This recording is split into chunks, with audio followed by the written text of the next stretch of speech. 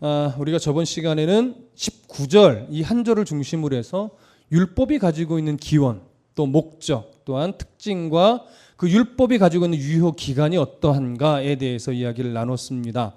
사람의 거듭되는 죄로 인해서 율법은 주어진 것입니다. 언제까지요?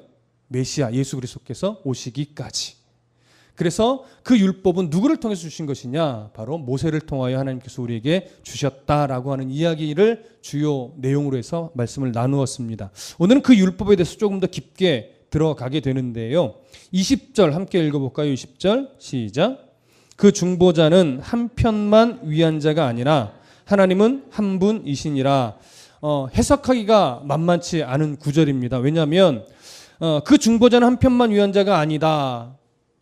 이 부분은 그리 어렵지 않아요. 그렇죠? 그리고 또 하나님은 한 분이시다.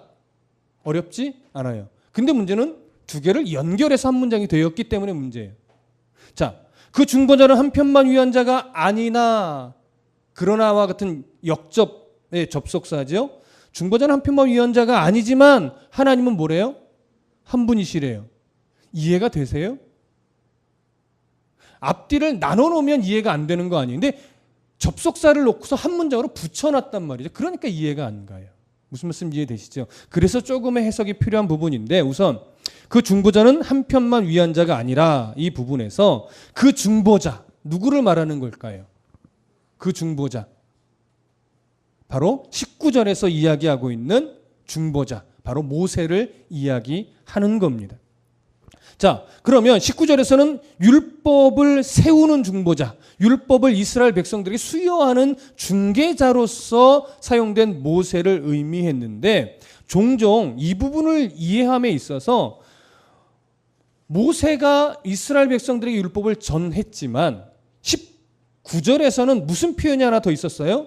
천사들을 통하여 누구에게요? 한 중보자의 손으로 베푸신 것이다. 이게 율법이라고 말했습니다. 그러니까 하나님이 율법을 먼저 누구에게 주셨어요? 천사에게. 그 다음에 천사가 누구에게 전달을 해요?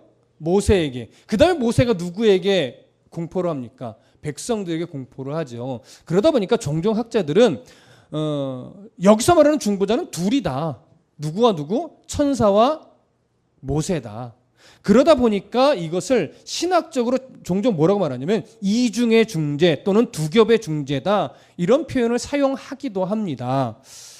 그래서 뭐 중보자를 천사와 모세 둘로 봐도 크게 문제가 되지는 않지만 지금 성경은 초점을 누구에게 맞추고 있냐면 천사에게 맞추고 있는 건 아니에요.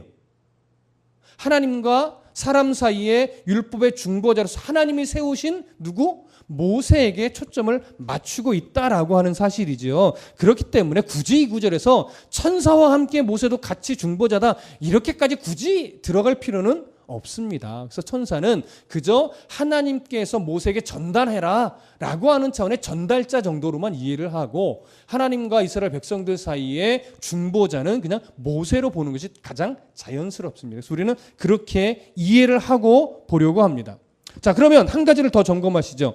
모세가 중보자, 중재자라고 이야기를 할 때 사실 언급은 했지만 누구와 누구 사이의 중보자일까요?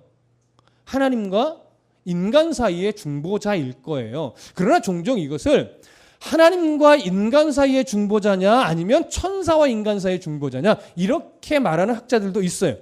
왜냐하면 이렇게 말하는 분의 주장은 이겁니다. 하나님은 굳이 중보자가 필요가 없다. 이렇게 말하는 견해가 있기 때문에 그러니까 이것은 하나님과 인간 사이의 중보자가 아니라 천사와 인간 사이의 중보자일 것이다. 이렇게 말하는 거예요. 만약에 천사와 인간 사이의 중보자라면 이런 거죠. 그런 의미라면 하나님이 법을 주셨을 때 그 법이 잘 지켜지나 안 지켜지나 보는 자가 누구예요? 하나님이 물론 명하시는 거예요. 천사가 봐요. 그래서 잘못했을 때 징계를 누구를 통해서 합니까? 보통 천사를 통해서 하죠. 그러다 보니까 모세는 그 사이에서 율법을 받아 전달을 하고 율법이 잘못 지켜졌을 때 징계하는 그 중간선상에서 하나님 앞에서 이 징계를 내리지 말아주세요라고 하는 그러니까 천사를 통하여 징계하지 못하게 하는 뭐 이런 차원의 천사와 인간 사이의 중보자라면 이해는 될 수 있으나 잘 새겨 들으셔야 돼요. 이해는 될 수 있으나 그렇게 보는 것은 사실 좀 무리입니다. 왜냐하면 우리가 신약 시대로 들어오면서 하나님과 인간 사이에 온전한 중보자는 누구세요? 예수 그리스도시죠. 여기서도 하나님과 인간 사이의 중보자가 필요해요, 안 필요해요? 필요하죠. 예수 그리스도가 중보자이시니까. 구약 시대는 아직 예수 그리스도께서 오시기 전이에요. 그렇기 때문에 하나님과 인간 사이에 물론 예수님과 같은 중보자라는 의미는 아닙니다. 율법을 수여함에 있어서 이스라엘을 출애굽시키고 가나안에 들어가게 하는 그 과정에 있어서 중보자 역할을 누가 해요? 이때는 모세가 하는 거죠. 자, 어디를 좀 보시냐면 레위기 24장으로 가보겠습니다. 구약 성경 레위기 24장 46절.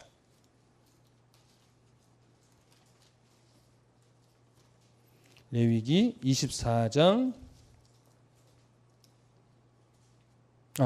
레위기 26장 46절.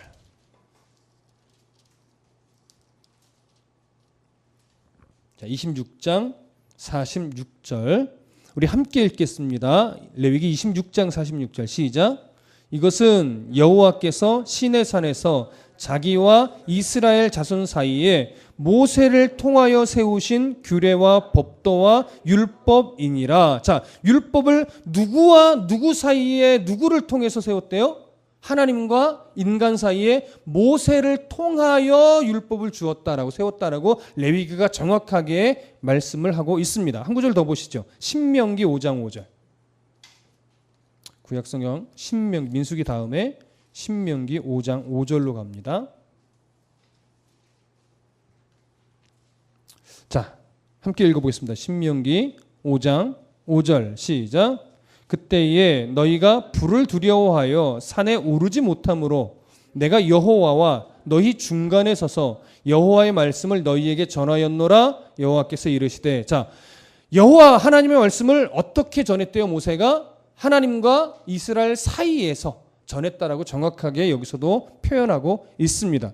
이처럼 여기서 말하는 그 중보자는 그래서 모세일 수밖에 없는 거죠. 그런데 이제 오늘 다시 본문으로 돌아오셔서 갈라디아서로 다시 돌아오셔서 다시 보시면 3장 20절이 이렇게 되죠.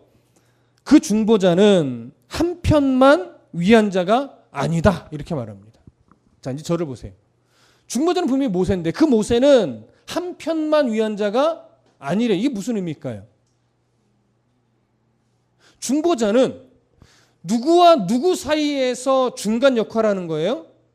하나님과 인간 사이에서. 물론 사람의 중개자라고 할지라도 어떤 사람과 어떤 사람이 뭐 계약을 한다거나 이럴 때 양쪽의 중간에서 다리 역할을 해주는 거죠. 그래서 여기서도 뭐냐면 중보자는 한편만 위한 자가 아니라 할 때 이것은 하나님과 인간 사이에 모세가 필요로 되어서 모세를 통하여 율법을 주셨다 이 얘기를 말하는 거예요. 그러니까 모세는 하나님과 인간이 다 필요한 상태예요. 무슨 말씀 이해되시죠? 그러니까 뭐 하나님이 없다면 모세가 의미가 없어요. 이스라엘 백성이 없다면 모세가 의미가 없어요. 그래서 모세를 통하여 하나님과 인간 사이에서 하나님의 법을 받아서 전달하는 자다. 그래서 하나님과 인간이라는 두 관계가 꼭 있어야만 하는 이 상황에서 모세는 중보자 역할을 감당한 것이다. 이렇게 되는 거죠. 그런데 문제는 뭐냐면 그 뒤에 이어지는 말씀이에요. 중보자는 한편만 위한 자가 아니나, 그러니까 중보자는 한편만 위한 자가 아니다. 그러나 이렇게 되는 거죠. 내용을 정확하게 표현하지만 그러나 하나님은 뭐래요? 한 분이시래요. 이게 좀 생뚱맞은 느낌이 있어요. 왜 갑자기 하나님은 한 분이라는 말씀을 하실까?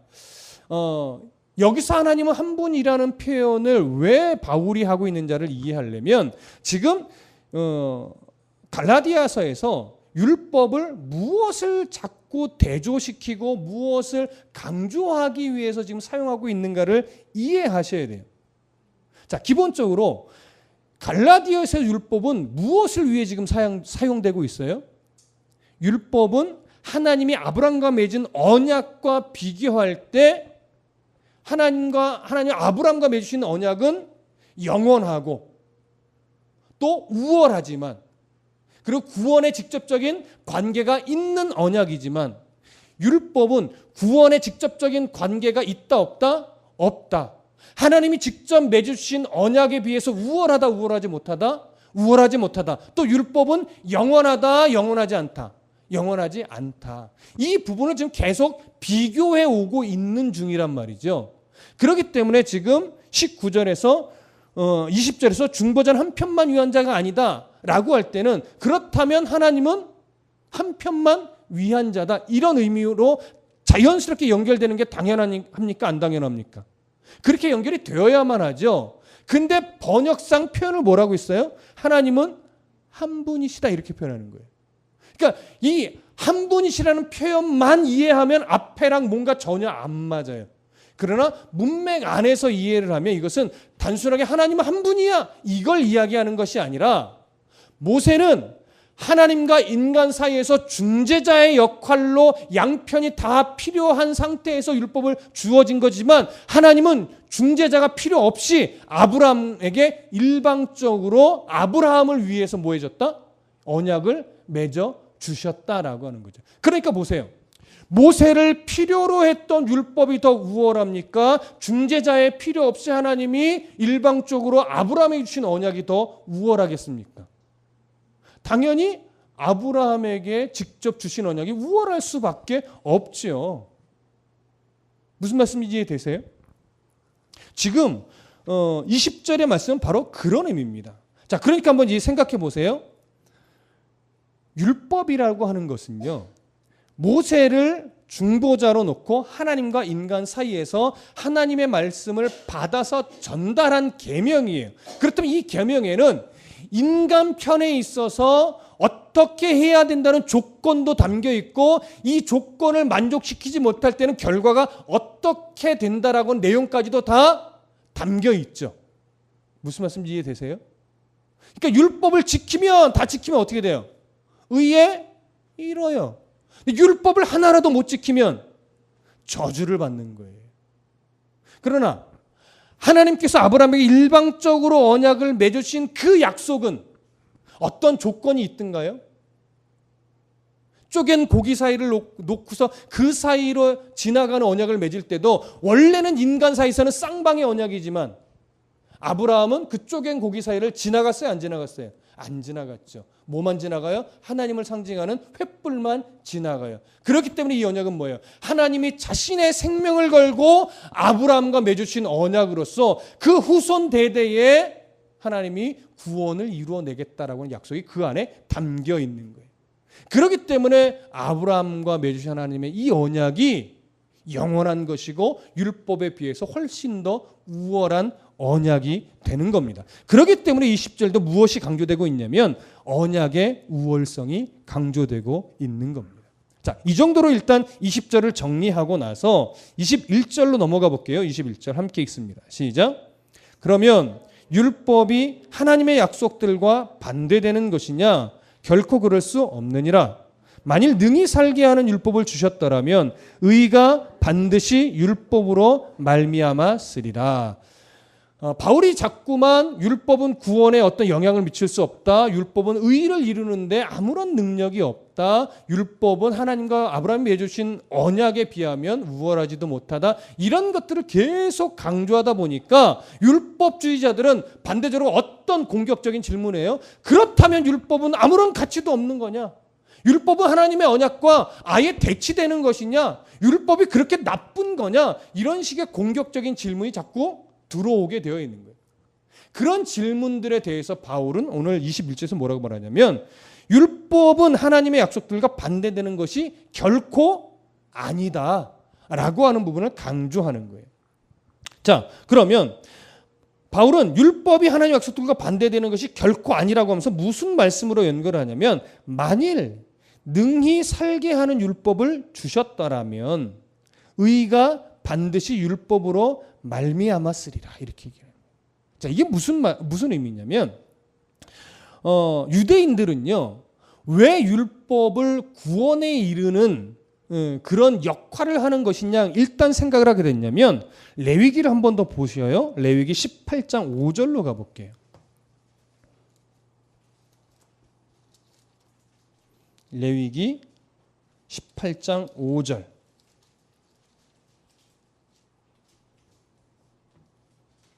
레위기 18장 5절. 자, 함께 읽어보겠습니다. 레위기 18장 5절 시작. 너희는 내 규례와 법도를 지키라.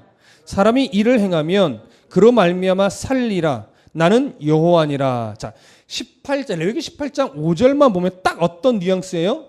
율법을 지켜라. 온전하게 지켜라. 그러면 너는 뭐 한다? 산다. 그러니까 요 구절만 딱 띄워놓고 보면 유대인들의 주장, 율법주의자들의 주장이 맞아요, 틀려요? 맞게 보이는 거예요. 그러나 이건 전체적인 문맥에서 이해하지 않기 때문에 이런 발상이 나오는 거예요. 사실 율법은 왜 줬다고요? 지킬 수 있기 때문에? 아니요. 아무도 지킬 수 없기 때문에 주시는 거예요. 다시 말씀드리면 어디를 보시냐면 신명기 27장으로 넘어가 볼게요. 신명기 27장이 사실 진짜로 율법을 주신 이유입니다. 신명기 27장 26절.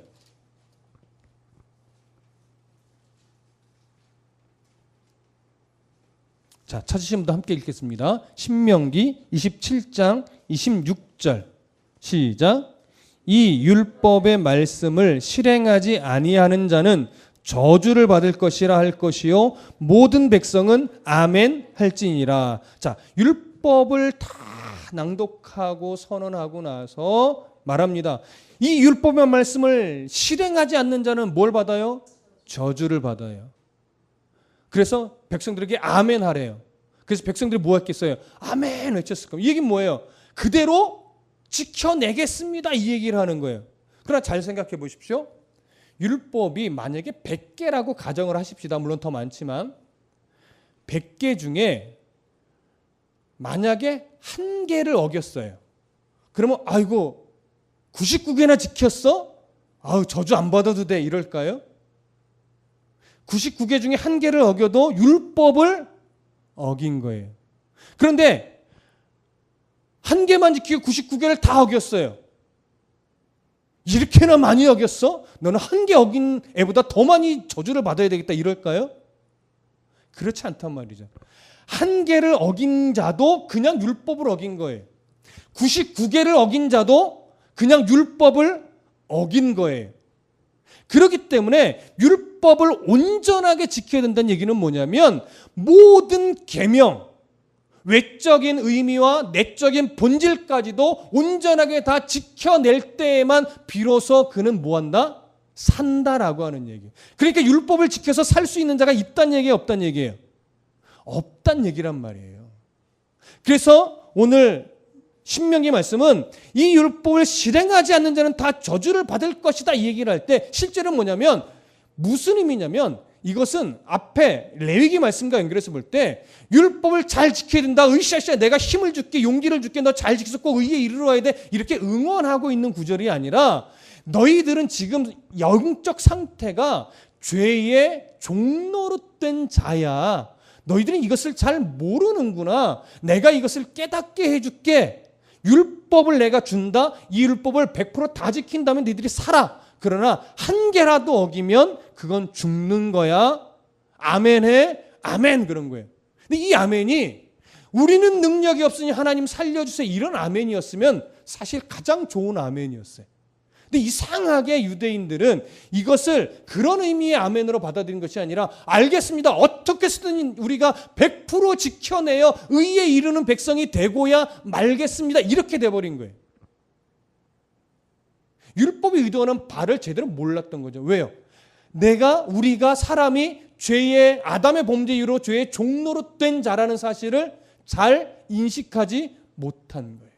만일 하나님이 율법을 통하여 잘 지켜서 의에 이르거라라고 하는 차원으로 율법을 주신 거라면 제사장 제도를 주실 이유가 있을까요? 없을까요? 제사장 제도를 주실 필요가 없죠. 속죄 제사를 왜 드려요?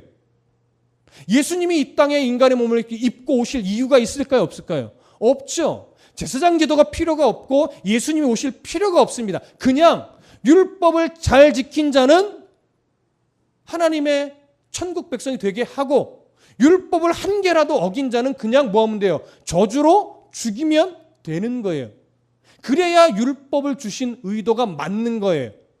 율법을 잘 지키라는 의미였으면. 무슨 말씀 이해되세요? 그러나 율법을 100% 지켜서 의에 이르라고 하는 의도가 아니었기 때문에 하나님은 율법을 주실 때 사람의 죄성을 아니까 속죄, 단기적인 차원의 속죄를 이룰 수 있도록 메시아가 오실 때까지 불완전한 속죄를 하서라도 지켜낼 수 있도록 뭘 주셔요? 제사장을 통해 제사제도를 주신 거란 말이에요.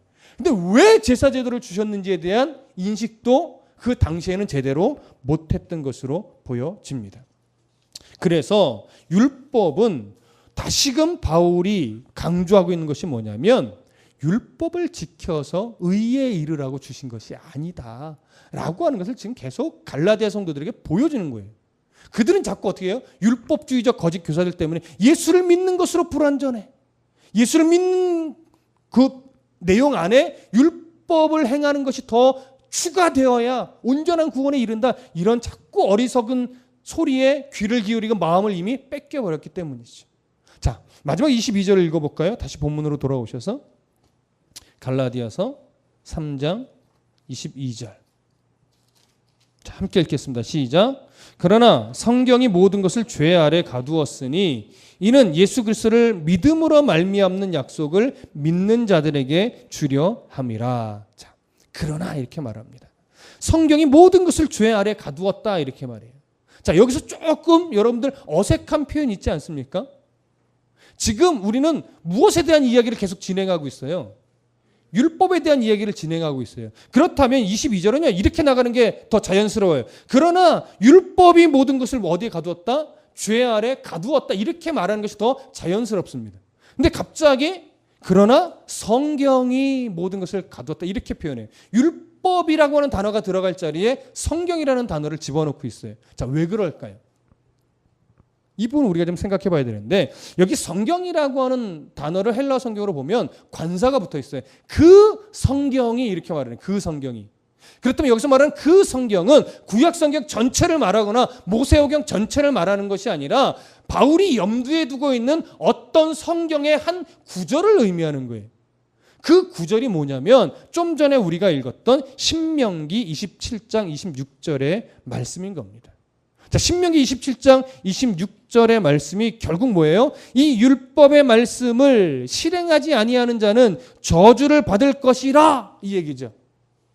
그러니까 율법을 행하지 않는 자는 저주를 받는다는 게 결국 뭐예요? 율법이 모든 인간을 어디 아래 가두어 버렸어요?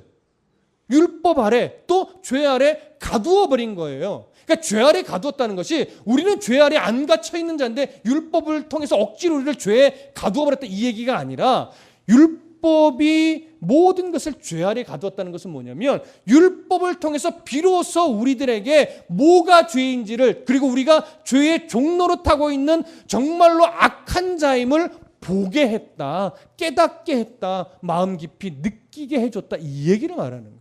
그래서 율법을 준 거란 말이에요. 그러니까 율법을 통해서 인간이 자꾸 깨달을 것은 뭐냐면 내가 이렇게 악한 죄인이구나. 나는 그래도 좀 착한 사람인 줄 알았는데 내 속사람을 내가 아주 냉정하게 바라보니 성경을 잣대로 바라보니 나만큼 악한 자가 없더라. 이 얘기를 하는 거죠. 그래서 신앙이 성숙하면 성숙할수록 내 죄가 보이는 거예요. 근데 신앙의 연령과 상관없이 신앙이 미성숙하면 미성숙할수록 뭐가 보여요? 내 죄가 보이는 것이 아니라 남의 티가 보이는 거예요. 남의 눈에 들보가 보이는 거예요. 그게 성숙과 미성숙의 차이라고요. 오늘도 신앙생활하면서 자꾸 누구누구의 이 기도 안 하는 거, 성경 안 읽는 거, 맨날 뭐 하는 거 이런 것만 보이십니까? 신앙이 미성숙한 자기 자신을 발견해야 돼요. 근데 예배하고 말씀 읽고 기도하면 할수록 어쩔 수 없는 죄인인 내가 보이십니까? 성숙한 자리로 가고 있는 겁니다. 내가 이렇게 큰 죄인이기 때문에 우리는 누구 없으면 안 돼요? 예수 그리스도 없으면 안 되는 자인 거예요. 그걸 보게 하려고 하나님이 율법으로 우리를 어디에 가두어 버렸어요? 죄에 가두어 버렸다고요. 성경은 잘 들으세요.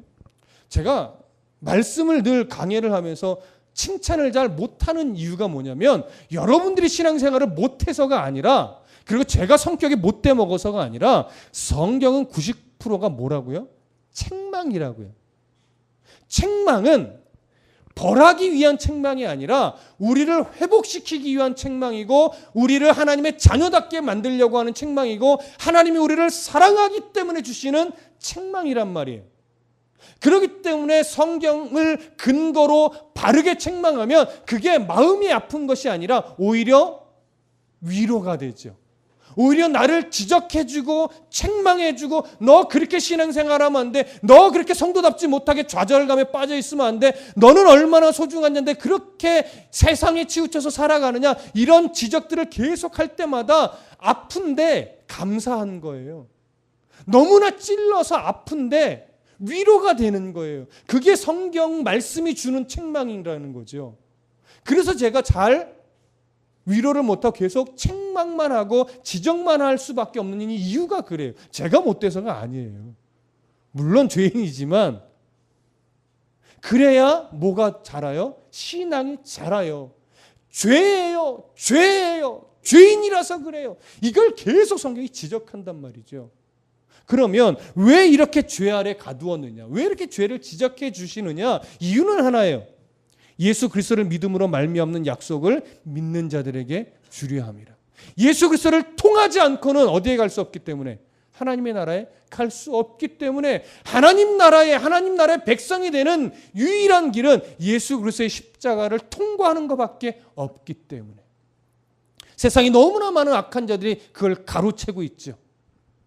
교주들, 사이비들, 이단들, 이들이 자꾸 예수 그리스도만을 통해서 구원에 이르는 길을 자꾸 가로챈다고요. 예수를 믿는다면서 나를 믿어야 되고, 예수를 믿는다면서도 우리 교회에 와야 구원에 이른대. 여러분, 교회와 구원은 아무 상관없어요. 여러분, 다드림교회 오면 구원받습니까? 아니죠. 교회에서 하나님의 말씀을 듣고 내가 그 말씀 안에서 예수 그리스도를 나의 주로 시인하고 영접한 자가 구원에 이르는 거예요. 구원받은 자가 교회에 왔다면 교회를 통하여 구원받는 것이 아니라 구원받은 백성이기 때문에 말씀으로 성숙해지려고 예배하는 거죠. 여러분, 구원받으려고 지금 예배하십니까? 아니죠. 구원받은 자이기 때문에 하나님이 나의 삶에 뭘 원하시는가를 배우고 깨달아서 그걸 내 삶에 적용하고 실천하여 하루라도 성도답게 살려는 그 마음 때문에 예배하는 거잖아요. 여러분, 구원에 이미 이르려면 여러분 이제 예배 안 드리셔도 돼요. 이미 구원 받으셨어요. 구원이 목적이 아니에요, 여러분. 신앙생활은 구원이 출발점이지 결코 목적지가 아닙니다. 그러니까 바울은 여기서 강조하는 거예요. 그 예수 그리스도를 믿음으로 말미암는 약속을 주려 함이라. 왜요? 이제는 더 성숙한 삶의 자세로 나아가야 하니까. 근데 지금 뭐에 걸려서 성숙한 자리로 못 나가요? 율법을 지켜야 구원에 이른대요. 마치 이런 거죠. 11조를 잘 내야 복 받습니다. 엄한 소리죠. 성경에 그런 약속이 없어요. 교회 봉사를 잘하고 전도 많이 해야 하나님이 기뻐합니다. 물론 하나님이 이끄시는 대로 전심을 다하여 헌신하고 전도하면 하나님 기뻐하시죠. 그러나 잘 들으십시오. 봉사했기 때문에 하나님 기뻐하는 것 아니에요. 전도했기 때문에 기뻐하는 것 아니에요. 하나님 원하시는 건 헌금 얼마나 있느냐? 전도 많이 해야 된다? 교회에서 뭐 행사하면 절대 빠지면 안 된다? 목사에게 잘해야 된다? 그거 아니라고요. 그게 성경이 가르치는 바가 아니에요. 성경은요, 어디까지나 구원받은 자로서 너의 삶 속에 누구를 드러내라? 하나님을 드러내라. 산상순의 아주 기본적인 골격. 하나님을 사랑한다면 누구를 사랑해라? 이웃을 사랑함으로 증명해내라. 이웃을 사랑하지도 않고 끄떡하면 시비 걸고 끄떡하면 싸우고 운전할 때마다 너의 입에서 수많은 욕들이 터져나오고 있다면, 제가 옛날에 그랬거든요. 이렇게 평상시 욕 한 잔을 안 하는 저도 운전대만 잡으면 나도 모르게 뭐가 나와요? 에이씨, 아우, 확, 막 이런 소리가 막 저절로 나오는 거예요. 그래 놓고서 네가 성숙한 성도라고 이 지적을 하는 거죠. 네가 예수를 믿는 자라면, 네가 그리스도인이라면 뭐 하라고? 거기서부터 이웃을 사랑하는 훈련을 해내라는 거죠. 그게 바로 바울이 그리스도를 믿음으로 말미암는 약속을 믿는 자들에게 주려함이라 이 말씀에 담겨있는 의미입니다. 그래서 마틴 루터는 이런 말씀을 했어요. 율법의 기본적인 요점은 인간을 향상시키는 데 있는 것이 아니라 악화시키는 것이다. 이렇게 말해요. 왜냐하면 율법은 인간의 죄를 폭로하고 그것을 깨닫게 함으로써 스스로 겸비하게 하고 두려워하게 하고 깨어지게 하고 부서지게 한 연후에 그들로 하여금 은혜를 구하게 하고 마침내는 복된 씨, 즉 그리스도에게로 나아오게 하는 것이다. 이게 율법의 역할인 거예요. 그렇다면 오늘 우리는 예수 그리스도로 나와 왔기 때문에 우리에게 필요한 건 뭐예요? 이제 본질을 지켜내는 싸움인 거예요. 그게 요즘 우리가 나누는 말로 성도다워지는 싸움을 하는 것. 어디서? 교회 밖에서.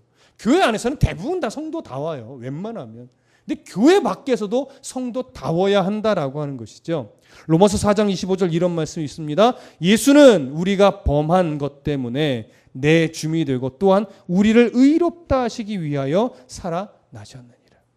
우리를 위해 기꺼이 생명을 내어주신 예수 그리스도, 그 은혜를 우리는 이미 받은 자입니다.